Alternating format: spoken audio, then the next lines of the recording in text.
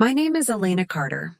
I'm 32, and the night my brother's fiancée cornered me in my own kitchen and he just stood there watching was the night my definition of family shattered. The first thing I remember was the sting of the countertop against my back. My head throbbed from where it hit the cabinet door, and the copper taste of blood coated my mouth. Every breath sent a sharp ache through my ribs.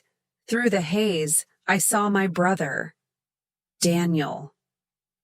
He didn't reach for me. He didn't stop her. He simply adjusted his jacket, shook his head, and walked out like none of it mattered. My phone buzzed on the tile. A message from him lit up the screen. "Don't come near us again." That was the moment the old Elena, the peacemaker, the caretaker, the quiet one who carried the family's weight, died. In her place, someone colder, clearer, and stronger began to rise. You need to know this wasn't an isolated moment. My family always had favorites, and I was never one of them. When we were kids, Daniel smashed our grandmother's antique lamp. I took the blame and spent weeks doing chores to replace it.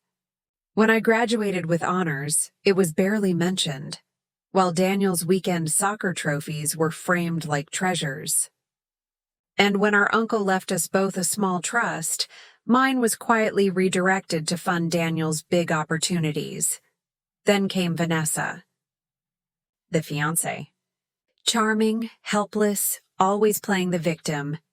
I once lent her money for her first business idea, a boutique she abandoned within months.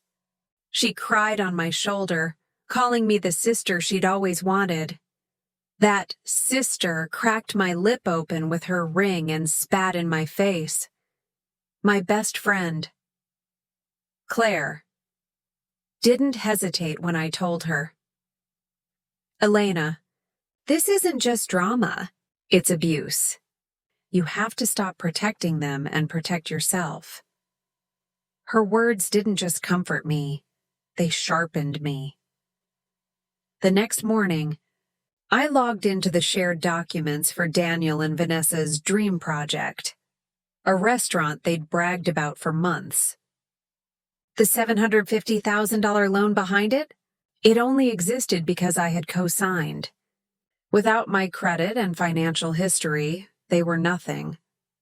Backing out wasn't a single click. It was a labyrinth of steps, each confirmation screen warning of legal consequences. My hand shook, but my mind was steady. One by one, I dismantled their future until, with a final signature, the deal was dead. Daniel's call came that afternoon, his voice ragged with panic. "What did you do?" "They canceled everything." I let the silence hang before answering. "I did exactly what you asked, Daniel. I'm staying away from you. That includes my money." And I hung up. The backlash was immediate. My mother accused me of destroying Daniel's chance at happiness. My aunt said I was jealous and bitter. It didn't matter what Vanessa had done. The family reflex was to circle the wagons around him and paint me as the villain. Then, Vanessa filed a restraining order against me. In her story, I was unstable, obsessed with breaking them apart. For a moment, I almost believed the walls were closing in. But then I remembered. I had proof. Hospital records, photos of my injuries, and the hallway camera footage that caught the entire attack. In court, they put on their show. Vanessa dabbed at fake tears. Daniel played the role of weary, concerned fiancé.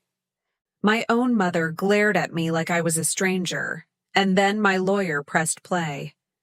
The footage showed Vanessa's face twisted with fury, shoving me so hard I nearly disappeared from view. And Daniel, expression flat, unmoving, watching like a bystander at a bus stop before walking away. The room went silent. The judge leaned forward. Restraining order denied. And Ms. Reed, you are fortunate not to face charges for assault and perjury. Their act dissolved in seconds. I walked out of that courthouse lighter, stronger. Daniel tried to speak, something between an excuse and an apology. I cut him off with a single sentence. You stopped being my brother the moment you stepped over me. From now on, we're nothing to each other. The months that followed weren't easy, nights of nightmares, the ache of family silence. But there was also growth. I earned the biggest promotion of my career. I poured myself into pottery, shaping clay into bowls and vases, proof that broken things can be reformed into something stronger. And I built a new kind of family. People who chose me. People who showed up. A year later, a letter came. Daniel and Vanessa had split. He claimed he was working on himself and wanted to reconnect. I burned it, because healing doesn't always mean reconciliation. Sometimes it means walking away, planting something new, and letting it bloom. On my windowsill, a stubborn orchid I bought right after the trial has started to flower again. Its petals are white streaked with deep purple. That's me now, scarred but alive. Bruised but blooming. In the end, I didn't just lose a brother. I discovered the truth about loyalty, trust, and strength. They thought their betrayal would break me, but it only made me stronger. Taking away their dream home wasn't just revenge. It was justice. And as the courtroom echoed with silence, I finally realized I had already won.